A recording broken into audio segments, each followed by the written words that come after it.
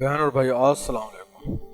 آپ کا میزبان بھیجی آپ سے مخاطب ہے۔ خیریت موجود خیریت مطلوب، بلغ الولاب کمالہ کشفت جاب جمالہ حسن جمیع خصالہ صلو علیہ وآلہ۔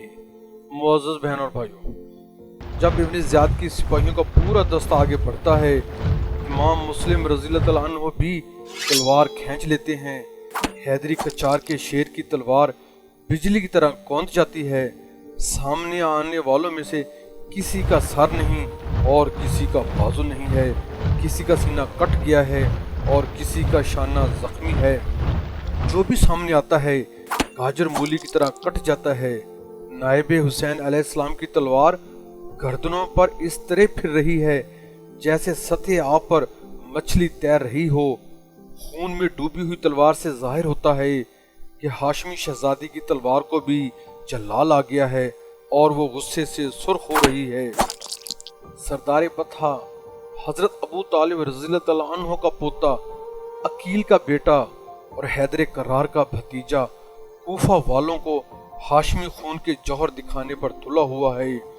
قوت یودلہ پورے جلال و جبروت کے ساتھ سامنے آ چکی ہے۔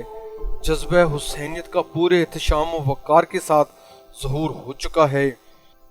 احقاق حق اور ابطال باطل کی تصویر کھینچی ہوئی ہے۔ دھڑوں کے سروں کا بوجھ اتر رہا ہے۔ آگے بڑھنے والے دستے کا مکمل صفایا ہو جاتا ہے۔ کوفہ کے عوام دور کھڑے حیدری شیر کی قوت کا مظاہرہ دیکھ رہے ہیں۔ کاش ان لوگوں کے خون میں وفا کی بھی تھوڑی سی حرارت ہوتی اور یہ امام مسلم رضی اللہ عنہ کا ساتھ دے دیتے تو اب بھی یزیدی فوج کے ٹکڑے اڑائے جا سکتے تھے، ابن زیاد کی ٹکا بوٹی کی جا سکتی تھی، لیکن وہ یہ جرأت کہاں سے لاتے؟ اگر ان میں بوئے وفا آ جاتی تو ان کی بے وفائی ضرب المثل کیسے بنتی؟ اکیلا ہاشمی شہزادہ قوت خیبر شکن کا مظاہرہ کر رہا ہے۔ ابن زیاد کے سپاہی آگے بڑھتے ہوئے ڈرتے ہیں۔ امام حسین علیہ السلام کا شیر خود آگے بڑھ بڑھ کر ظالموں کو موت کی نیند سلا رہا ہے۔ اندازہ کیجئے کہ اس جنگ کا نقشہ کیا ہوگا۔ ایک طرف اکیلا ہے جس کے پاس نہ گھوڑا ہے نہ ڈھال، نہ زرہ ہے نہ خود، نہ نیزہ ہے نہ برچھی، فقط ایک تلوار ہے اور ضرب حیدر کرار، اور دوسری طرف دشمنوں کی تعداد سینکڑوں تک ہے۔ ان کے پاس نیزے ہیں، برچھیاں ہیں، ڈھالیں ہیں، تلواریں ہیں، کمانیں ہیں، تیر ہیں، لیکن اس کے باوجود وہ سامنے آنے سے ڈرتے ہیں۔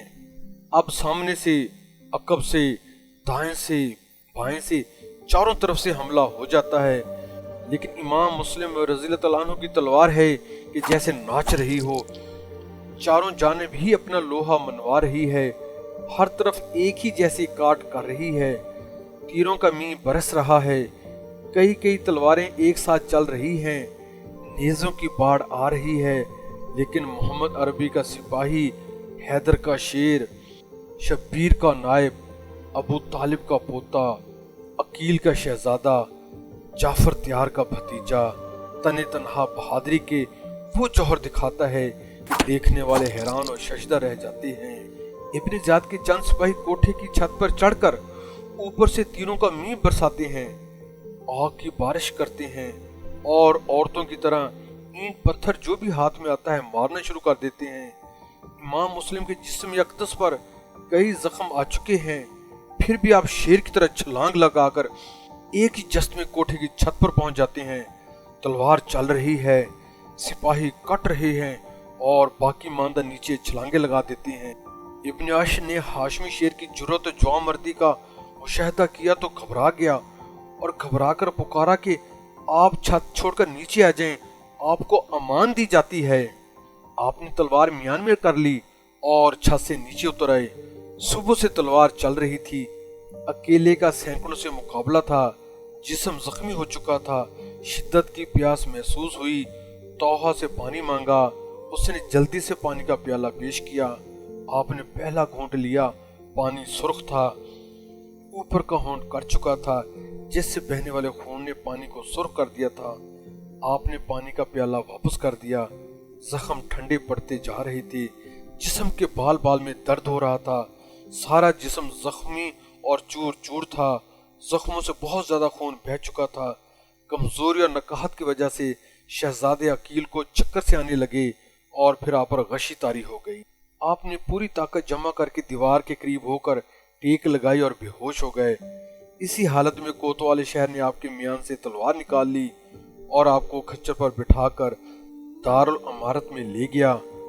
افسوس، صد افسوس اے کوفہ کے رہنے والوں، تمہاری بدلتی ہوئی ذہنیت پر۔ چند دن پہلے جس مہمان کے راستے میں تم آنکھیں بچھاتے تھے، آج وہ تمہاری گلیوں سے اس طرح گزر رہا ہے کہ اس کے کٹے ہوئے جسم پر پٹیوں کے بجائے رسیاں بندھی ہوئی ہیں، اور تم ہو کہ لومڑیوں کی طرح گھروں میں چھپے پھرتی ہو۔ بقول شاعر، بزدل و بے وفا ہو تم، بزدل و بے وفا ہو تم، ظالم و پر جفا ہو تم، ظلم کی انتہا ہو تم، جانو تمہیں کہ کیا ہو تم۔ قصر عمارت میں کافی دیر کے بعد امام مسلم رضی اللہ تعالیٰ عنہ کو ہوش آتے ہی آپ کی نظر میان کی طرف گئی جو تلوار سے خالی ہو چکی تھی۔ ابن عاش بھی سامنے تھا۔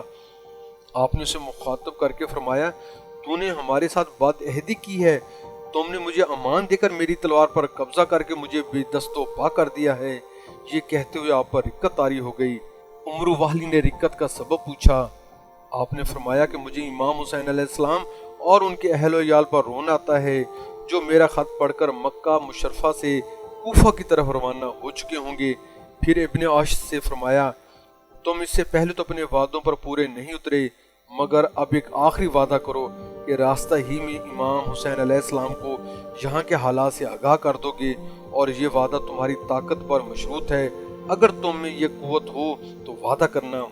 ابن عاش نے کہا، میں وعدہ کرتا ہوں کہ امام عالی مقام کو آپ کا پیغام پہنچا دوں گا کہ آپ واپس تشریف لے جائیں۔ اور کہتے ہیں اس نے یہ وعدہ پورا بھی کر دیا۔ پھر آپ نے وہیں پر ہی قاضی شریع کو بلوایا اور وصیت فرمائی کہ میرے بچوں کو یا تو مدینہ منورہ بھیج دینا، یا جس جگہ امام حسین علیہ السلام کا قافلہ آ چکا ہو وہاں پہنچا دینا۔ تھوڑی دیر کے بعد آپ کو اسی زخمی حالت میں ابن زیاد کے پاس لایا گیا۔ آپ نے ابن زیاد کو سلام نہیں کیا۔ حرسی ازوی نام کے ایک درباری سگ نے اعتراض کیا کہ امیر کو سلام کیوں نہیں کیا؟ امام نے فرمایا، تم کون ہو یہ مشورہ دینے والے؟ جو شخص مجھے قتل کرنے کے منصوبے بنا رہا ہو اسے سلام کیسا؟ ابن زیاد نے کہا، میں تجھے ضرور قتل کروں گا۔ امام مسلم نے فرمایا، مجھے اس کا یقین ہے لیکن میں موت سے نہیں ڈرتا۔ ابن زیاد نے کہا، مگر میں چاہوں تو تم ایک شرط پر زندہ رہ سکتے ہو۔ امام فرماتے ہیں، تم غلط کہتے ہو، مگر وہ شرط کیا ہے؟ ابن زیاد نے کہا، امام حسین علیہ السلام کا ساتھ چھوڑ دو اور امیر یزید کی بیعت کر لو۔ امام مسلم فرماتے ہیں، مرجانہ کے بیٹے ہوش کی دعا کرو، عقل کا علاج کراؤ۔ حسین کا غلام یزید جیسے دشمن اسلام کی بیعت نہیں کر سکتا۔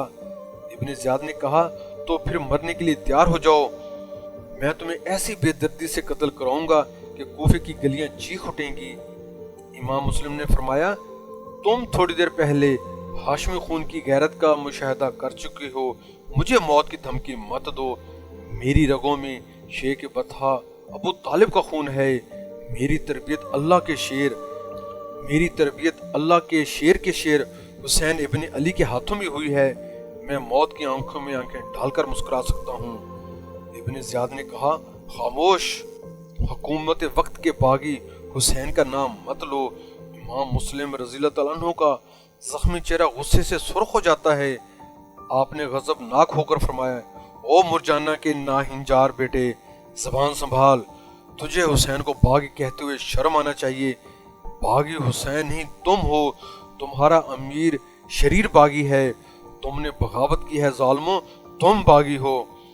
تم نے قرآن سے بغاوت کی ہے، اسلام سے بغاوت کی ہے، اللہ کے رسول سے بغاوت کی ہے، قانون خداوندی سے بغاوت کی ہے، آئین مصطفی سے بغاوت کی ہے۔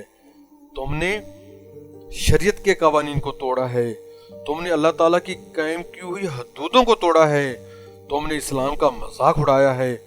تمہارے نام صرف اسلامی ہیں لیکن تم اسلام کے دشمن ہو، خدا کے دشمن ہو، مصطفیٰ کے دشمن ہو۔